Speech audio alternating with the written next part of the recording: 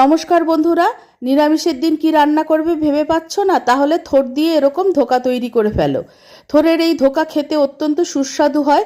তোমরা এটা ডাল দিয়ে শুধু ভাজাও খেতে পারো, আর না হলে ডালনা তৈরি করেও খেতে পারো। আমি ভাতের সঙ্গে খাওয়ার জন্য এটাকে ডালনা তৈরি করব। থোড়টাকে সরু সরু করে কেটে নিয়েছি। কাটার সময় সুতোর মতো আঁশগুলোকে ফেলে দিয়েছি। থোড় কেটে হলুদ জলে ডুবিয়ে রাখলে থোড় কালো হয় না।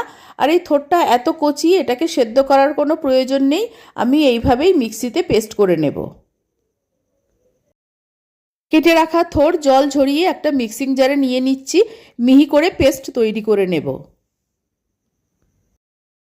থোড়টা খুব কচি ছিল, তাই সেদ্ধ করা ছাড়াই একদম মিহি পেস্ট তৈরি হয়ে গেছে। পেস্টটা আমি একটা পাত্রে ঢেলে নিচ্ছি। আগের দিন রাতে 2 কাপ মটর ডাল ভালো করে ধুয়ে পরিষ্কার করে জলে ভিজিয়ে রেখেছিলাম। ডালটা খুব নরম হয়ে গেছে। এখন ডালটা মিক্সিং জারে নিয়ে পেস্ট করে নিচ্ছি। ডালের সঙ্গে কয়েকটা কাঁচা লঙ্কা আর কয়েক টুকরো আদা দিলাম। থোড় বাটার সঙ্গে ডাল বাটাটাও ঢেলে রাখছি। এখানে থোড় আর ডাল আমি সমান সমান নিয়েছি, আর তোমরা মটর ডালের পরিবর্তে মুসুর ডালও ব্যবহার করতে পারো। তাই গরম করে কড়াইতে 1 চামচ কালো জিরে দিয়ে দিলাম। জিরেটা রোস্ট হয়ে যখন চটর পটর করে ফাটতে শুরু করবে, তখন সাদা তেল দিয়ে দিলাম। এবার তেলের মধ্যে থোড় আর ডাল বাটাটা দিয়ে দিলাম। তারপর নুন দিয়ে দিলাম। 1 চামচ হলুদ দিয়ে দিলাম। ফ্লেমটাকে মিডিয়াম করে অনবরত খুন্তি দিয়ে নাড়তে থাকতে হবে, যাতে ডাল বাটা আর থোড় বাটা ভালোভাবে মিশে যায়। আর এটাকে ততক্ষণ পর্যন্ত নাড়তে হবে যতক্ষণে এটা চটচটে আঠালো হয়ে যাচ্ছে। আর তোমরা একটু ফোড়নে হিং দেবে। আমার হিংটা ফুরিয়ে গেছে, তাই আমি হিংটা দিতে পারিনি।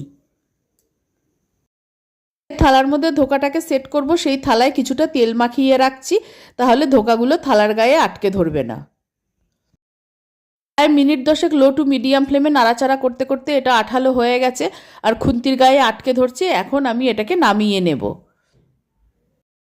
তেল মাখানো থালার মধ্যে ঢেলে নিচ্ছি। গরম থাকতে থাকতেই ধোকাটাকে হাত দিয়ে চেপে চেপে শেপ দিয়ে নিতে হবে। ঠান্ডা হয়ে গেলে আর শেপ দেওয়া যাবে না।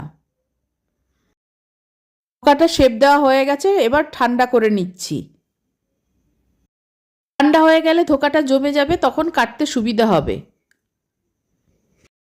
মশলা তৈরি করে নিচ্ছি। কয়েকটা ঝাল শুকনো লঙ্কা নিয়েছি, কয়েক টুকরো আদা নিয়েছি, আর 2টো টমেটো টুকরো করে নিয়েছি। এগুলো পেস্ট করে নেব। মশলাটা বাটা হয়ে গেছে, একটা বাটিতে ঢেলে রাখছি। আর একটা বাটিতে 1 চামচ হলুদ গুঁড়ো, 1 চামচ ধনে গুঁড়ো, 1 চামচ জিরে গুঁড়ো অল্প জলে গুলে রেখে দিচ্ছি। ধোকাটা ঠান্ডা হয়ে খুব ভালো মতো সেট হয়ে গেছে। এবার আমি কেটে নিচ্ছি। ধোকাটাকে ভালো মতো কেটে নিয়েছি। প্রত্যেকটা ধোকা সুন্দরভাবে কাটা হয়েছে, একটা ধোকাও ভাঙেনি। এবার আমি ধোকাগুলোকে ভেজে নেব।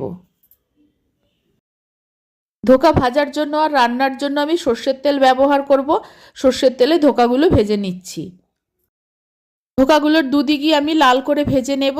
যে ধোকাগুলো ভাজা হয়ে গেছে আমি তুলে নিচ্ছি।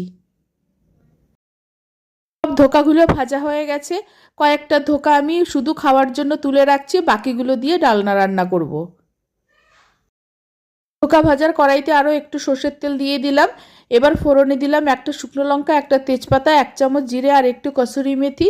আর তোমরা একটু হিং ফোড়ন দেবে। আমার হিংটা ফুরিয়ে গেছে, আগেই বলেছি। ফোড়নটা ভেজে নেওয়ার পর টমেটো, আদা, শুকনো লঙ্কা বাটাটা দিয়ে দিলাম। দিয়ে দিলাম গুলে রাখা হলুদ গুঁড়ো, ধনের গুঁড়ো, জিরের গুঁড়োটা। মশলাটাকে কষতে শুরু করলাম। যতক্ষণ না মশলার ওপর তেল ভেসে উঠবে ততক্ষণ মশলাটাকে কষতে থাকতে হবে। যখন মশলাটা এরকম শুকনো হয়ে আসবে আর কড়াই থেকে ছেড়ে আসবে, তখন বুঝতে হবে মশলাটা ভালো মতো কষানো হয়ে গেছে। মশলার গ্রাইন্ডার ধোয়া জলটা জমিয়ে রেখেছিলাম, সেই জলটা দিয়ে দিলাম।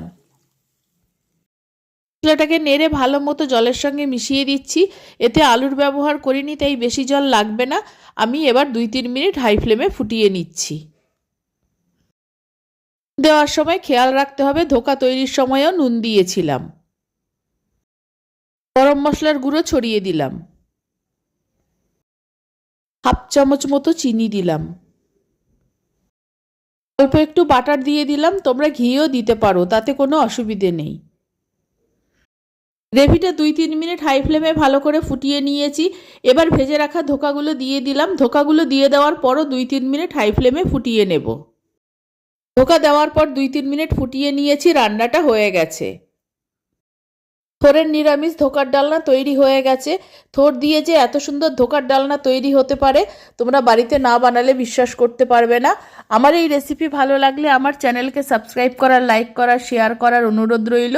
আর আমার নতুন পুরনো সকল বন্ধুদের আন্তরিক ধন্যবাদ ও ভালোবাসা জানিয়ে আমি আমার ভিডিও শেষ করছি। সকলকে অনেক অনেক ধন্যবাদ ও ভালোবাসা রইল।